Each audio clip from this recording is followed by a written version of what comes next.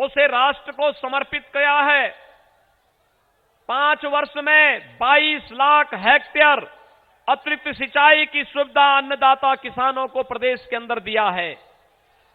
1,61,000 करोड़ रुपए का गन्ना मूल्य का भुगतान गन्ना किसानों के खातों में गया है, तो 80,000 करोड़ रुपए धान और गेहूं का किसानों से खरीद करके उनके खाते में देने का काम डबल इंजन की सरकार ने प्रदेश के अन्नदाता किसानों को किया है। भाइयों बहनों, हमारी सरकार का पहला फैसला अन्नदाता किसानों के लिए समर्पित था।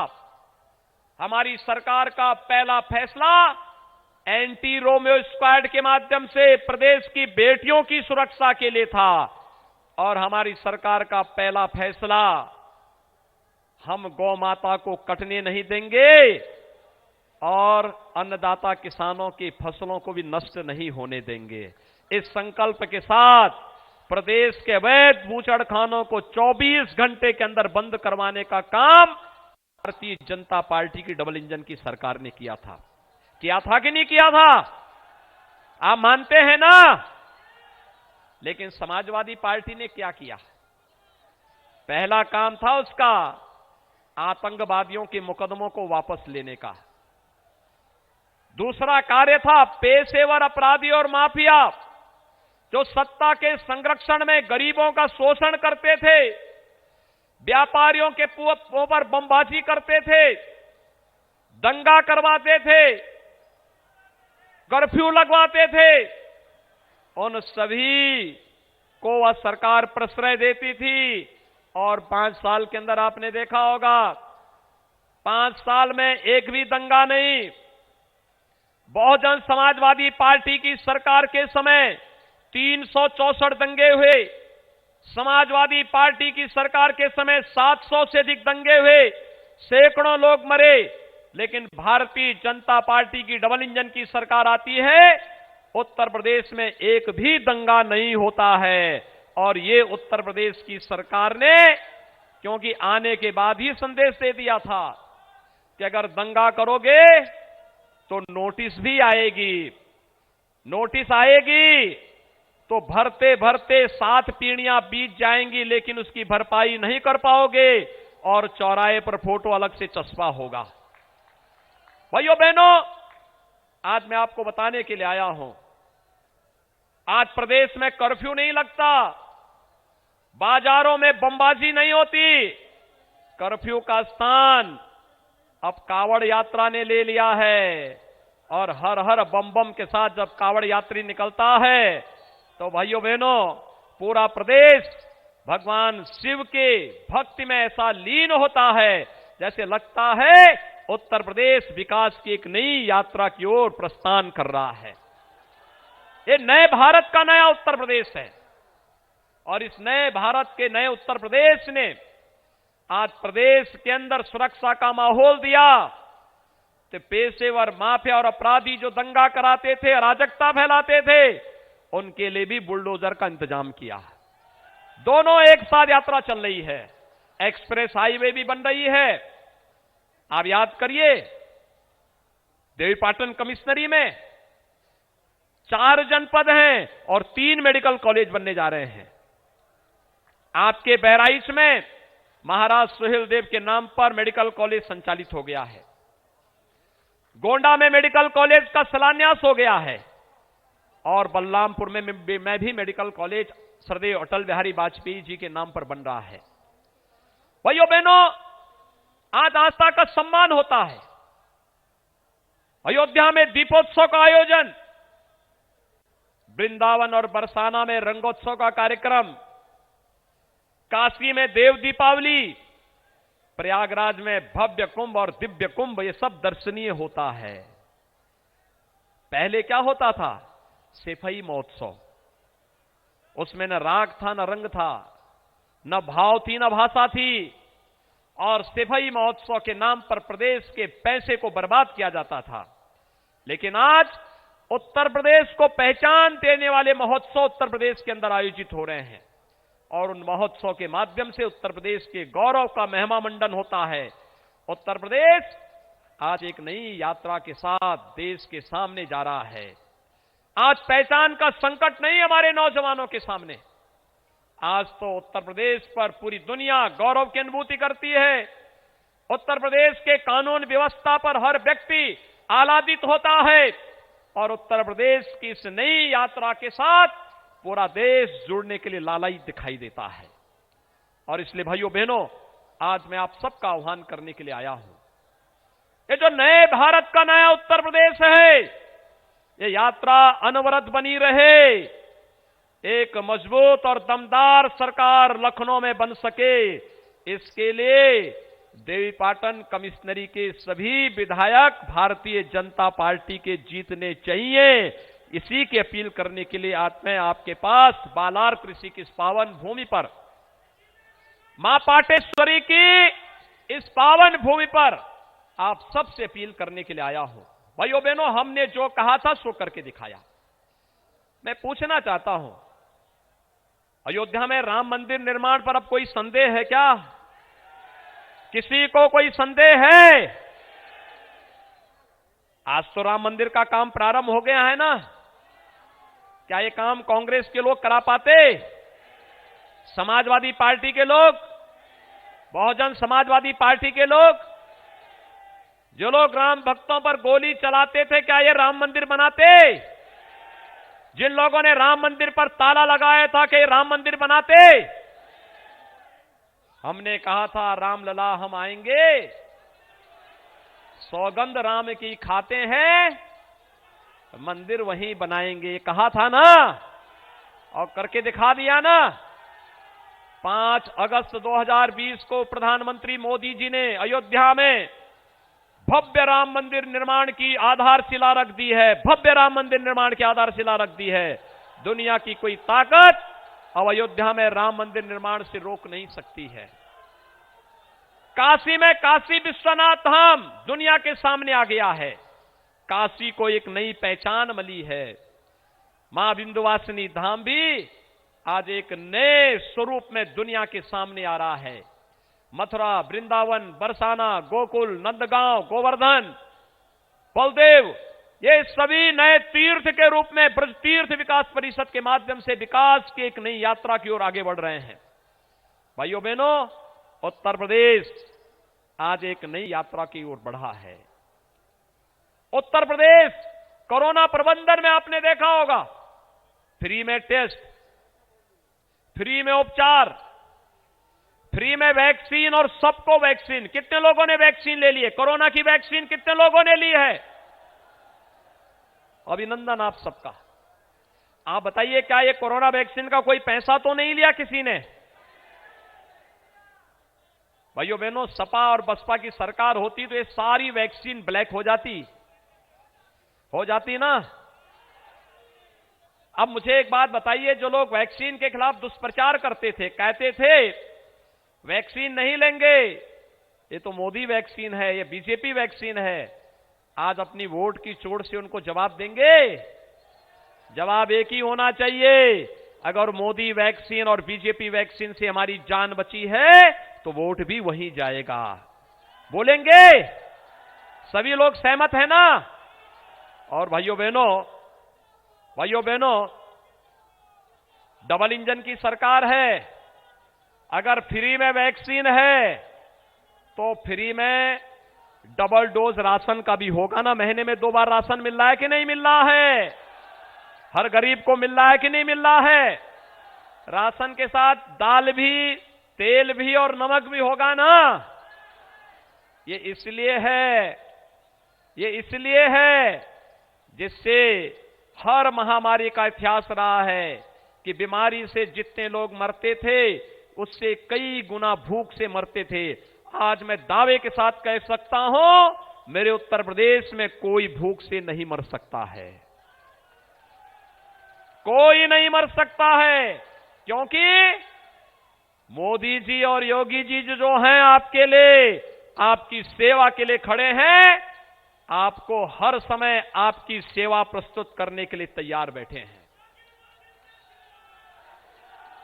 भाइयों बहनों, 2017 के पहले क्या बिजली मिलती थी? क्या बिजली आती थी?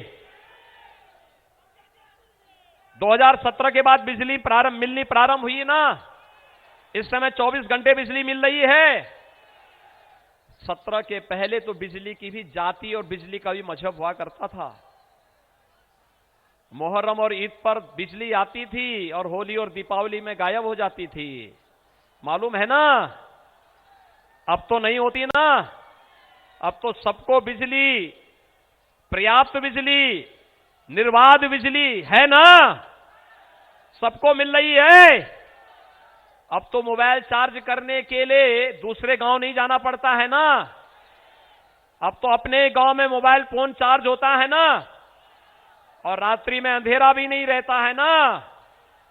क्योंकि पहले के लोग इसलिए बिजली नहीं आने देते थे, क्योंकि चांदनी रात चोरों को अच्छी नहीं लगती है। बिजली गायब कर दो, फिर किसान के खेत का पंपिंग सेट चोरी कर लो, यही तो होता था ना। आज तो हो नहीं सकता है, आज तो इस भय से मुक्ति मिली है ना। और इसलिए भाइयों बहनों, उत्तर प्रदेश आज एक देश की बड़ी अर्थव्यवस्था बनने की ओर अग्रसर है। नौजवानों के लिए नौकरी और रोजगार की सुविधा लेकर के सरकार आई है। याद करिए, 2017 के पहले कोई नौकरी निकलती थी तो सिपाही के चाचा भतीजा वसूली के लिए निकल पड़ते थे, निकलते थे ना, चाचा भतीजा वसूली के लिए निकल पड़ते थे। पुलिस की भर्ती निकली, पता लगा कहीं चाचा है, कहीं भतीजा है, कहीं चचेरात भाई है, कहीं पर कोई और नातेदारी। महाभारत के सारे रिश्ते वहां सिपाही खानदान में मौजूद हैं, वे सभी वसूली में निकल पड़ते थे। लेकिन भाइयों, 5 लाख नौजवानों को सरकारी नौकरी मिली, 5 लाख सरकारी नौकरी नौजवानों को मिली। और भाइयों बहनों, प्रदेश के अंदर परंपरागत उद्यम को प्रोत्साहित करने के लिए एक जनपद एक उत्पाद की नीति के माध्यम से और सुरक्षा का बेहतर वातावरण देने के कारण 1,61,00,000 नौजवानों को नौकरी और रोजगार के साथ जोड़ा गया। आज मैं कह सकता हूं, जब उत्तर प्रदेश के अंदर कोरोना जैसी महामारी में भी हमने उत्तर प्रदेश के निवासी और प्रवासी कामगार और श्रमिकों का स्किल मैपिंग कराया है। और भाइयों बहनों, स्किल मैपिंग के साथ आज विकास की जिस प्रक्रिया को आगे बढ़ाने का कार्य हो रहा है, आप सबके सामने है, आप सबके सामने है। हमने तय किया है, आने वाले 5 वर्ष में हर परिवार के एक व्यक्ति को रोजगार या स्वतः रोजगार के साथ जोड़ने का कार्य करेंगे। वर्तमान में 1 करोड़ नौजवानों को टैबलेट और स्मार्टफोन दिया जा रहा है। समाजवादी पार्टी ने चुनाव आयोग को शिकायत की है कि टैबलेट और स्मार्टफोन यूपी के नौजवानों को नहीं वितरित होने चाहिए।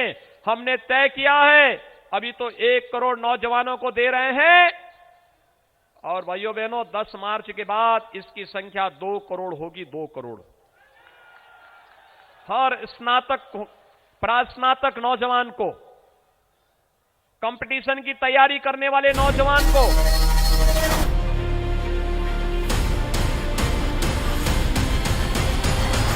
उत्तर प्रदेश के मुख्यमंत्री योगी आदित्यनाथ आज करेंगे ब्रजेश मिश्रा के सवालों का सामना।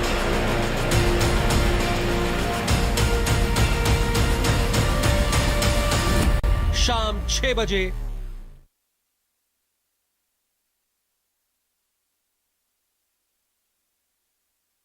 मां बाप को, किसी अभिभावक को नहीं बहन करनी पड़ेगी, क्योंकि बहुत सारे अभिभावक ऐसे होंगे जो पूछेंगे बच्चे से कि ये तैयार इतना पैसा कहां खर्च हो रहा है। ब्रजभूषण सिंह जैसे अभिभावक होंगे, प्रतीक भूषण से पूछ ही सकते हैं। लेकिन भाइयों बहनों, मैं कहने के लिए आया हूं, अब वो जिम्मेदारी सरकार उठाएगी। डिजिटल एक्सेस नौजवानों को फ्री में देंगे, और सरकार इस दिशा में आगे बढ़ रही है। हमने ये भी तय किया है, हर होली और दीपावली के अवसर पर हर उस गृहिणी को जिनके घर में उज्ज्वला योजना का रसोई गैस होगा, एक रसोई गैस का सिलेंडर भी फ्री में उपलब्ध करवाएंगे। कॉलेज जाने वाली हर मेधावी बालिका को स्कूटी भी देंगे और 60 साल से ऊपर की हर बहन और माता को फ्री में परिवहन निगम की बस में यात्रा की सुविधा भी उपलब्ध करवाएंगे। भाइयों बहनों, ये जो समाजवादी है ना, परिवारवादी, अब तो इनका नाम, एक नया नाम पढ़ना चाहिए। आपने महाभारत में, आपने रामायण में एक नाम सुना होगा, लंकेश। तो इनका नाम है दंगेश। इनका आज से एक नया नाम हो गया दंगेश, जिन्होंने दंगों के सारे रिकॉर्ड तोड़ दिए थे। हर दंगाई को ये लोग सम्मानित करते थे। इन लोगों ने जब आए थे, इन लोगों ने वृद्धजनों की पेंशन को, विधवा महिलाओं की पेंशन को, दिव्यांगजनों की पेंशन को रोक दिया था। और भाइयों बहनों, इन्होंने किसको पेंशन दिया? समाजवादी पार्टी के छठे छटाए उन गैंगस्टर को देने का काम किया था, जिन लोगों का नाम किसी न किसी अपराध में जरूर रहा है। हम लोग आए, हमने उसको रोका और रोकने के बाद उस पैसे को फिर से वृद्धजनों को, विधवा महिलाओं को और दिव्यांगजनों को देना प्रारंभ किया। आज प्रदेश के अंदर 1 करोड़ वृद्धजनों को, विधवा महिलाओं को और दिव्यांगजनों को 12,000 रुपए सालाना, 12,000 रुपए सालाना पेंशन की सुविधा दे रहे हैं। और मैं आपसे कहने के लिए आया हूं, अगले 5 साल के अंदर भाइयों बहनों, इसको हम 18,000 करेंगे। 18,000 वृद्धजनों को पेंशन मिलनी चाहिए ना?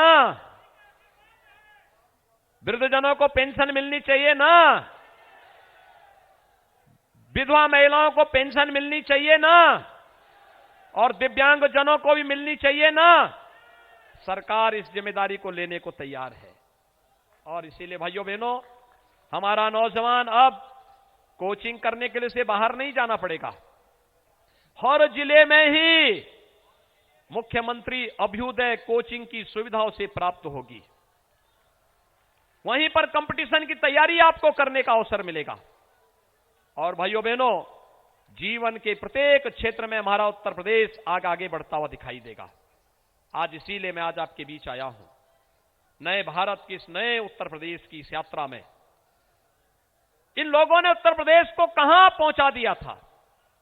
सबसे बड़ी आबादी का राज्य और अर्थव्यवस्था में 6वें 7वें स्थान पर था।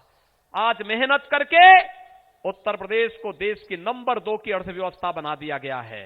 और अगले 5 वर्ष हमारे लिए महत्वपूर्ण होंगे, क्योंकि उत्तर प्रदेश को नंबर 1 की अर्थव्यवस्था बनाना है। आप सभी सहमत हैं? उत्तर प्रदेश नंबर 1 का प्रदेश बनना चाहिए कि नहीं बनना चाहिए? उत्तर प्रदेश नंबर 1 का प्रदेश बनेगा तो हमारे किसानों का, नौजवानों का, महिलाओं का, श्रमिकों का, कर्मचारियों का, समाज के प्रत्येक तबके का उत्थान होगा। वे विकास की इस यात्रा में आगे बढ़ पाएंगे। इसके लिए हमें रिफॉर्म करने पड़े, हमने किए। इसके लिए हमें तमाम प्रकार के पॉलिसीज तैयार करनी पड़ी, हमने वो भी किया। जो भी उत्तर प्रदेश के इसमें होगा वह हम करेंगे और हम लोग लगातार उस यात्रा को लेकर के चल रहे हैं। भाइयों बहनों, आज मैं आपका आह्वान करने के लिए आया हूं। कुछ ही देर में आदरणीय प्रधानमंत्री जी का आगमन यहां पर होने जा रहा है। आप सबसे मेरी अपील होगी, जब तक प्रधानमंत्री जी मंच पर आते हैं, सभी लोग यहां पर जमे रहेंगे। मंच से प्रधानमंत्री जी का अभिवादन होगा।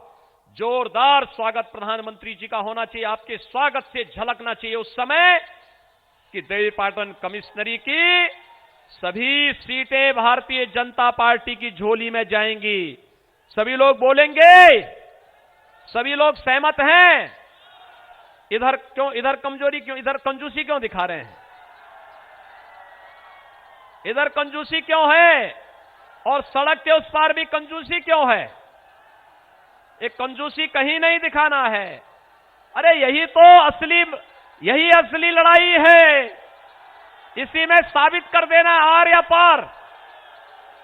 प्रदेश में दंगाइयों की, माफियाओं की, अराजकतावादियों की सरकार होगी या प्रदेश को सुरक्षा, सम्मान और स्वावलंबन को आगे बढ़ाने वालों की सरकार होगी? ये तय करने के लिए आज आए हैं। और भाइयों बहनों, इसी के लिए आपका आह्वान करने के लिए मैं आपके बीच यहां पर उपस्थित हुआ हूं। मेरी आप सबसे अपील है, आप इतनी देर से जो उत्साह दिखा रहे हैं, इस उत्साह को अगले 1 घंटे और बनाए रखने की आवश्यकता है, और तेजी के साथ।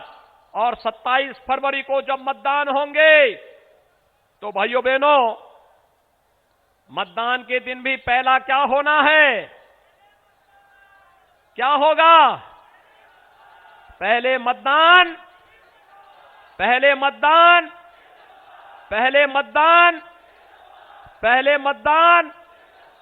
सड़क के उस पार भी बोलिए, भैया आपके लिए जगह नहीं हो पाई, हम लोग माफी चाहेंगे, अगली बार और बड़ा मैदान बनाएंगे। आप सहमत हैं ना? पहले मतदान, प्रातः काल उड़ते ही सबसे पहले 5 बजे जागरण करना, मां पाटेश्वरी की आराधना करना, बालार कृषि और महाराज सुहेल देव का स्मरण करते हुए सीधे अपने मतदान केंद्र में जाना, कमल का चुनाव चिन्ह या फिर भारतीय जनता पार्टी के सहयोगी दल का चुनाव चिन्ह देखना। जहां भारतीय जनता पार्टी के प्रत्याशी हैं, वहां पर भारतीय जनता पार्टी के प्रत्याशी को चुनाव चिन्ह पर कमल के निशान पर, और जहां सहयोगी दल के होंगे वहां सहयोगी दल के प्रत्याशी के चुनाव चिन्ह पर जोरदार तरीके से ईवीएम को दबाना। देखना, आप जैसे दबाएंगे वैसे ही विपक्षी दलों के होश उड़ते हुए दिखाई देंगे। आप यहां बटन दबाएंगे, यहां ईवीएम की मशीन आवाज करेगी, और वहां लखनऊ में बैठ करके सपा, बसपा और कांग्रेस के लोग क्या कहेंगे? कहेंगे देखिए साहब, ईवीएम गड़बड़ी कर रही है। अब उनके पास कोई मुद्दा ही नहीं बचा है। अब क्या बोल रहे हैं वो? अब अपनी नाकामयाबियों को कहां फोक रहे ठेकड़ा? कहते हैं ईवीएम में गड़बड़ी है। अपने कारनामों को नहीं देखते, अपने कारनामों को नहीं देखते, अब कहते हैं ईवीएम में गड़बड़ी है। उनको बोलना चाहिए, मैं पूछना चाहता हूं, क्या ये कोरोना कालखंड में कोई देखने के लिए आया था क्या? कांग्रेस, सपा, बसपा का कोई नेता हालचाल लेने के लिए आया था? जब वे आपका हालचाल लेने नहीं आते हैं तो आप उनका हालचाल क्यों लेते हैं? कोई जरूरत नहीं है। भाइयों बहनों, ये लोग तो समाज के लिए भी और प्रदेश के लिए भी और देश के लिए भी बोझा बनेंगे, हैं कि नहीं? ये बोझा जो संकट में साथी ना बने, क्या वे सच्चे साथी हो सकते हैं क्या? वे अवसरवादी हैं। चुनाव के समय दिखाएंगे, बाकी शेष समय गायब हो जाएंगे। उसके बाद लखनऊ, दिल्ली के बाद कहीं उनका अता पता नहीं होगा। चुनाव के समय लोग मंडराते रहते हैं, इसकी चिंता के बगैर आज विकास की जिस यात्रा को, सुशासन के जिन कार्यक्रमों को लेकर के, गरीब कल्याणकारी योजनाओं को लेकर के, हर गरीब का मकान बन रहा है, हर गरीब के घर में बिजली का कनेक्शन लग रहा है, हर एक जगह मेडिकल कॉलेज बन रहे हैं, हर जगह हाईवे, रेलवे, एयरपोर्ट। श्रावस्ती में भी हम एयरपोर्ट बना रहे हैं, श्रावस्ती में एयरपोर्ट बन रहा है। कुछ ही दिनों के बाद श्रावस्ती से जब हवाई जहाज की यात्रा प्रारंभ होगी, लखनऊ की दूरी मात्र आधे घंटे में, दिल्ली की दूरी 1 घंटे में पूरी कर लेंगे, मुंबई की दूरी 1.5 घंटे में पूरी कर लेंगे, गोरखपुर की दूरी आधे घंटे में पूरी कर लेंगे। मेडिकल कॉलेज बनेगा भाइयों बहनों, आप देखना तो यहीं पर यहां के नौजवान डॉक्टर बनेंगे। हमारे नौजवानों को कहीं और नहीं जाना पड़ेगा। और भाइयों बहनों, इसी का आह्वान करने के लिए आज हम आए हैं। भारतीय जनता पार्टी ने किया है, कर रही है। अभी तो हम लोग एक और कार्य को आगे बढ़ा रहे हैं। बता दूं, हर घर नल की योजना, आरओ का पानी हर एक घर में टोंटी के माध्यम से पहुंचेगा। आरओ का पानी हर एक घर में टोंटी के माध्यम से, ओवरहेड टैंक बनेंगे, ट्रीटमेंट प्लांट लगेंगे, बड़े बड़े ट्रीटमेंट प्लांट लगेंगे। हमने बुंदेलखंड में दे दिया है, हमने बिंदु क्षेत्र में दे दिया है। अब देवीपाटन मंडल की बारी है। क्योंकि भाइयों बहनों, मैं अक्सर यहां आता था, महाराज सुहेलदेव की विजय उत्सव के कार्यक्रम में भी मैं भाग लेने के लिए आता था और देवीपाटन मंदिर में मां पाटेश्वरी का दर्शन करने के लिए मैं अक्सर आता था। तब मैं देखता था पानी की बड़ी समस्या होती थी। कभी कभी भारी पानी होने के नाते लोगों को तमाम प्रकार की पेट जनित बीमारियां भी थी। लेकिन जब आरओ का पानी देंगे भाइयों बहनों, आधी से अधिक बीमारी समाप्त। और यही तो चिढ़ है सपा बसपा और कांग्रेस को।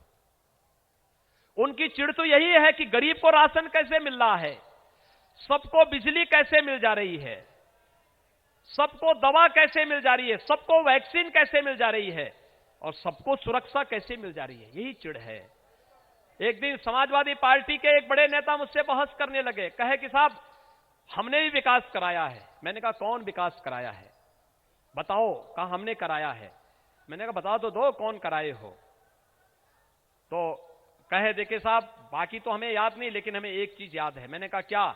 कहा आप कहीं भी जाएंगे आपको एक चीज दिखने को मिलेगी। मैंने कहा क्या? उसने कहा देखिए, हो सकता है आपने एक्सप्रेस हाईवे बनाए हो, हाईवे बनाए हो, एयरपोर्ट बनाए हो, मेडिकल कॉलेज बनाए हो सकता है जनता को लाभ मिल रहा होगा, लेकिन हमने भी एक काम कराया। मैंने कहा क्या? कहा हमने हर गांव में कब्रिस्तान की बाउंड्री वॉल करा दी है। क्या काम कराया उन्होंने? क्या काम कराया है? कब्रिस्तान की बाउंड्री। तो भाइयों बहनों, उनको बोलने की आवश्यकता है। अगर कब्रिस्तान की बाउंड्री से ही संतुष्टि है तो वोट भी वहीं से मांगो। बोलेंगे ना? उन्होंने धामों के निर्माण के लिए कुछ नहीं किया। हम लोगों ने तो प्रदेश के अंदर 700 तीर्थों के लिए, धामों के लिए, अयोध्या दुनिया की सबसे सुंदर नगरी बन रही है। प्रधानमंत्री मोदी जी के नेतृत्व में काशी दुनिया के सबसे न्यारी नगरी के रूप में, भव्य नगरी के रूप में सामने आ गई है। मां विंध्यवासिनी का धाम सज रहा है। मथुरा वृंदावन एक नए ओज के साथ आगे बढ़ रहा है। और भाइयों बहनों, नेमिष तीर्थ हो या सुख तीर्थ, पूरे ओज और तेज के साथ उत्तर प्रदेश आगे बढ़ रहा है। धामों के निर्माण की इस यात्रा को आगे बढ़ाने के लिए और उत्तर प्रदेश को एक नई गति देने के लिए कुछ ही देर में प्रधानमंत्री मोदी जी का आगमन यहां पर हो रहा है। मैं एक बार फिर से आपका आह्वान करूंगा, भाइयों बहनों, मैं आपका आह्वान करूंगा, भारतीय जनता पार्टी ने जो प्रत्याशी दिए हैं प्रयागपुर से श्री सुभाष त्रिपाठी जी को, आप खड़े होते जाइए भैया।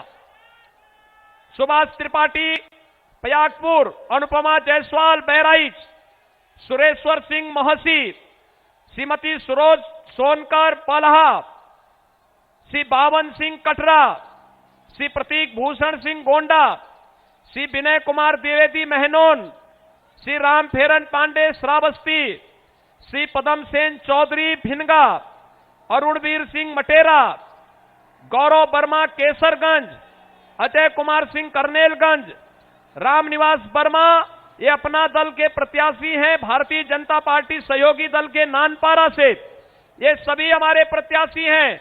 भाइयों बहनों, इन सबको भारी बहुमत से विजयी बनाएंगे। सभी लोग मुझे बताइए, कमल चुनाव चिन्ह पर और नानपारा में अपना दल एस्केप चुनाव चिन्ह पर। सभी लोग मेरे साथ बोलेंगे, भारत माता की। जहां तक मेरी आवाज जा रही है, प्रधानमंत्री जी का स्वागत और अभिनंदन जयकार के साथ आप लोग करेंगे, भारत माता की, भारत माता की, भारत माता की, वंदे वंदे वंदे वंदे, भारत माता की, भारत माता की, भारत माता की।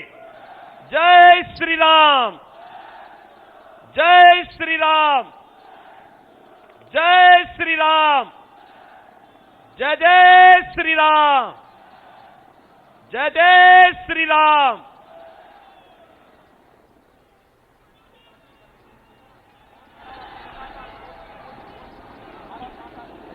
भारत माता की, भारत माता की। मोदी योगी जय श्री राम, मोदी योगी जय श्री राम। जैसे ही मोदी जी मंच पर आएंगे, लगातार हम लोग मोदी मोदी मोदी मोदी मोदी, हाथ उठाइए ऊपर, हाथ उठाइए ऊपर, मोदी मोदी मोदी मोदी मोदी मोदी मोदी, हाथ उठा करके। भारत माता की, भारत माता की, भारत माता की, भारत माता की। वंदे वंदे वंदे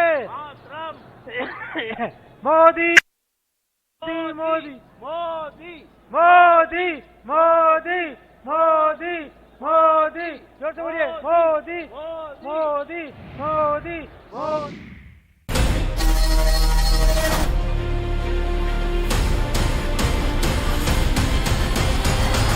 उत्तर प्रदेश के मुख्यमंत्री योगी आदित्यनाथ आज करेंगे ब्रजेश मिश्रा के सवालों का सामना।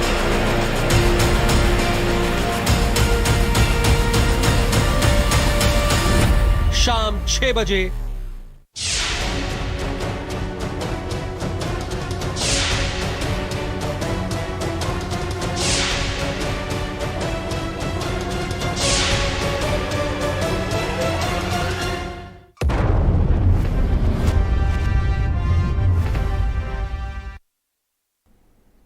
कौशांबी के सिराथू में अखिलेश यादव